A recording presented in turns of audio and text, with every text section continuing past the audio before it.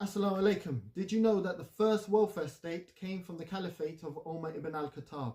So, first example was child benefit. The first case of child benefit, he made it so that women who had weaned their children off breast milk would now get a allowance.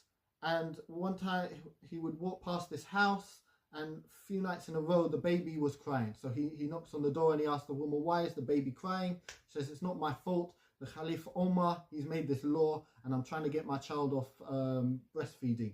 And when he found out the age, he was shocked. And he changed the law to make it that every child now would receive this child benefit, not just those who had been off breastfeeding.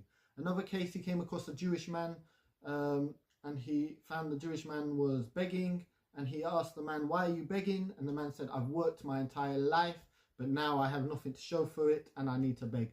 Omar was shocked. He said, this man has paid his tax, his Christian tax, his whole life, the jizya, and now he can't afford to look after himself. So he created a rule that anyone under the caliphate would get a pension or incapacity benefit, however you see it, anyone who was incapable of working at that point.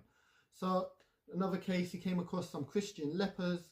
Again, they were in pain, they needed certain medicines. So he took money from the treasury, the Beit al-Mal, the house of money as it's called, and basically funded their medicines. He even sent social workers to the old Bedouins in the desert to look after them. So that, they were seen as a burden on the tribes at the time. He was sending social workers to look after them out of the Beit al-Mal. And where does he get this from? Well, there's a story where Omar is once told, it's a beautiful story, but I won't go into the whole story. He's told that you've made it impossible for any caliph to come after you. And he says, what do you mean?